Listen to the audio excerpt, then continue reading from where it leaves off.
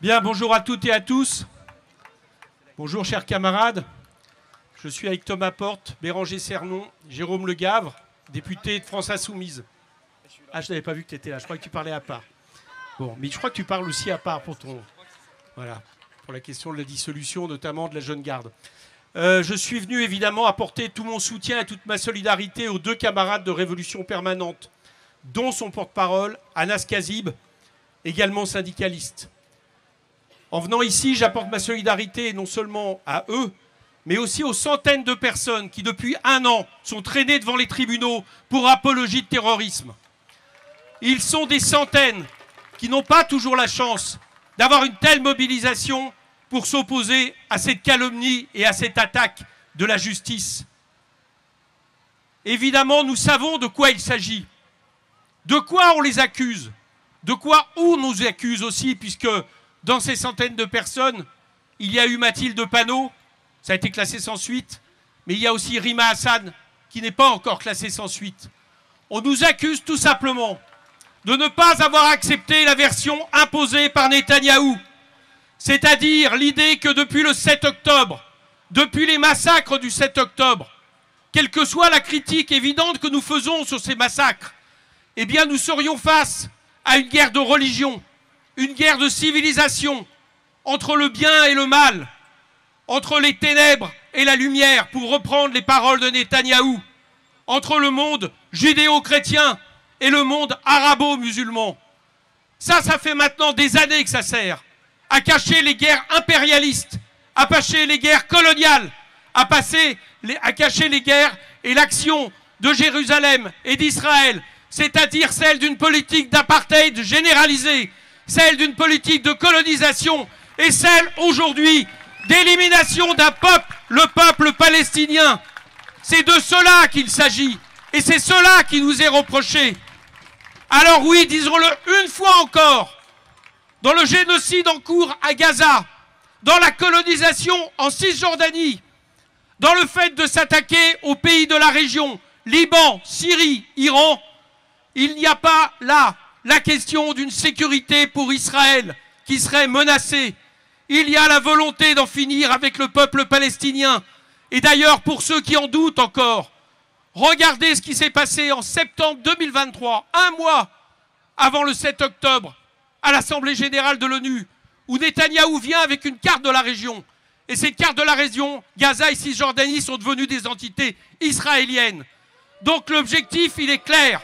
L'objectif, il est soit d'éliminer physiquement, soit de déporter le peuple palestinien de Gaza. Il n'est pas de libérer les otages. Il n'est même pas de se venger par rapport à l'attaque du Hamas. Et le fait d'avoir dit ça nous vaut aujourd'hui d'être accusé d'apologie de terrorisme ou bien d'antisémitisme selon.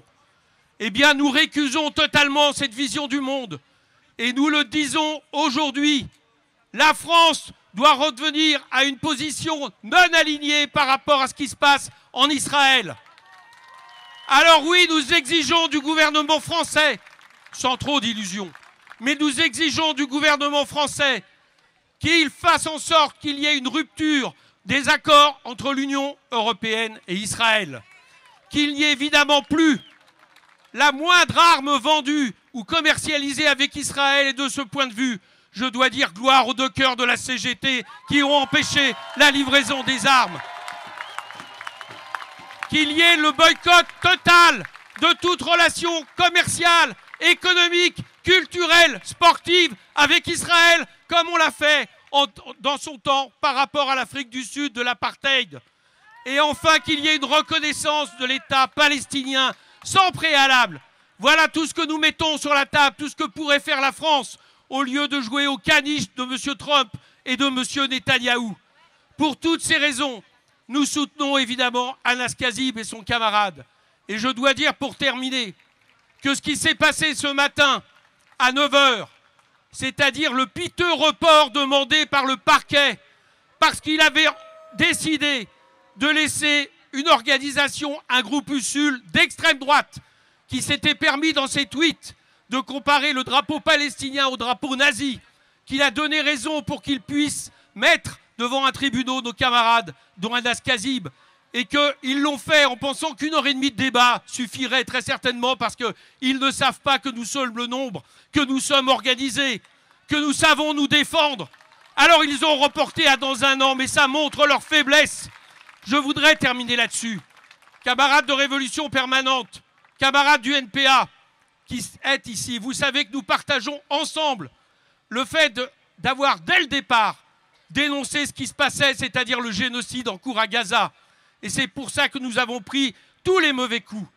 Mais quelque part, disons-nous qu'aujourd'hui, le fait d'avoir ouvert cette voie fait que nous ne sommes pas seuls. Ce n'est pas un détail que toutes les organisations syndicales aient appelé le week-end dernier à une manifestation contre le génocide. Ce n'est pas hasard si d'autres organisations aujourd'hui, même politiques, commencent à dire que oui, il y a un génocide. Alors oui, c'est tard.